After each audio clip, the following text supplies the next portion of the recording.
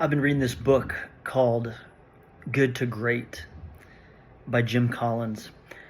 And it's a business book, but there's a lot of parallels that I'll draw from this book to just life application, leadership, and even my faith. So I'm going to talk about this book in a little bit more detail on day 260. Again, the book's called Good to Great. And there's this part of the book where he says good is the enemy of great.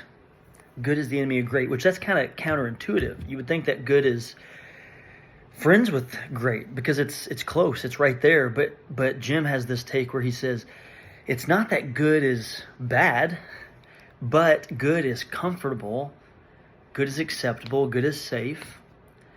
Like all those things are true, but he says the danger is when we just settle for good, we rarely ever even try to reach for great.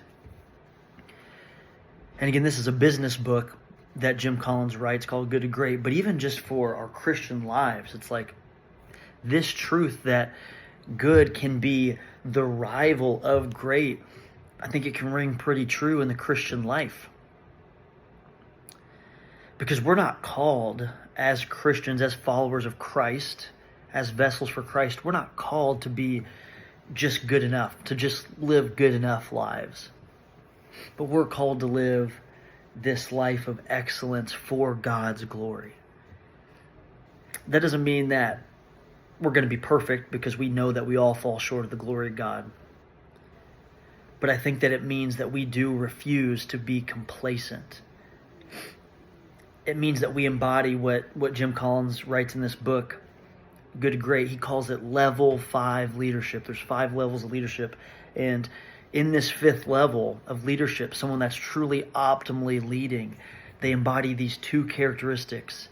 One being this intense will, this stoic but passionate, intense will, this fiery will.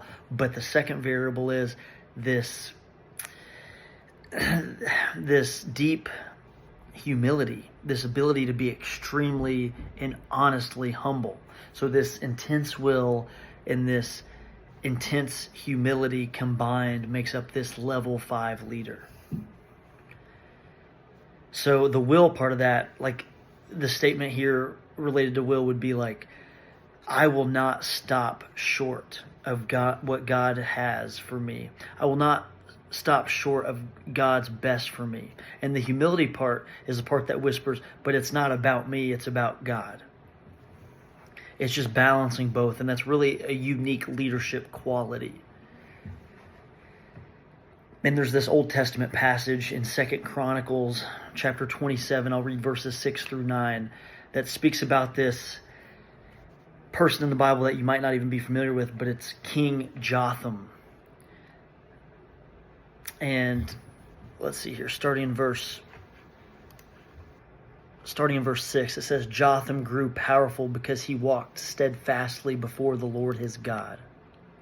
The other events in Jotham's reign, including all his wars and the other things he did, are written in the book of the kings of Israel and Judah. He was 25 years old when he became king, and he reigned in Jerusalem 16 years. Jotham then rested with his ancestors and was buried in the city of David. And Ahaz, his son, succeeded him as king. And it says here in the Bible that Jotham became mighty because he ordered his ways before the Lord his God. It says there that in verse 6. Not because he sought like this own personal fame for himself, but because he was satisfied with what God had for him. He wasn't satisfied for just good enough. And Jotham was strong, and he was not chasing comfort. He was just aligned with God's will over his own. But the real power of this message about Jotham and how it relates to the Good to Great book is like there's actually no flashy stories around Jotham in the Bible. There's not like any dramatic miracle or mighty like army victory that splashed the headlines with Jotham. Again, a lot of Christians may not even remember his name, but what Scripture says is he was mighty. And why was he mighty? It was because he chose this life of just consistency and humility before God. in the will to walk in obedience day after day as he ruled for 16 years. Like, that right there is greatness. Not needing the applause of men, or, didn't want to take the safe road of just good enough. But like greatness in God's eyes, it's like this intent. What I find it to be is like this intense inner will that is also matched with humility. Like this humility to walk quietly and faithfully every day with what God has for us over our own will.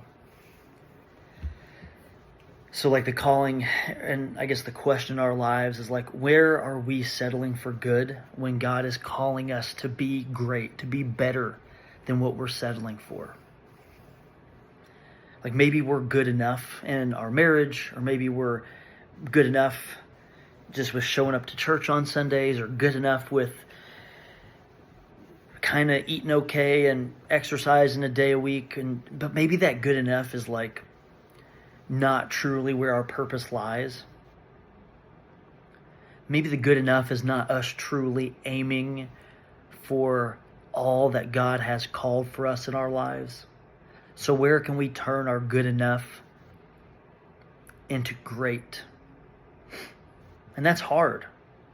A lot of people make excuses. You're too tired, too many stressors of the week, too many things you're just suffering through to actually lock in on being optimal. But it's just like going to the gym. I don't feel like it most days. If I only went when I feel like it, I would never make it. But darn it, when you go and you put in the work and you pay your dues, like that feeling after is incredible.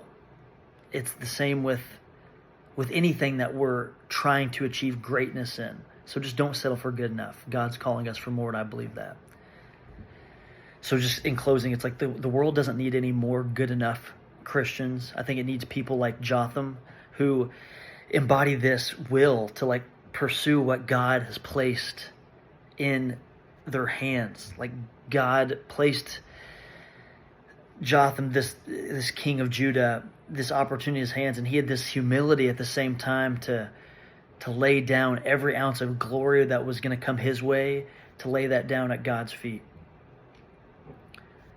So again, good, it may keep us comfortable in our lives, but remember that it's truly the chasing great is what can truly change us and change others around us.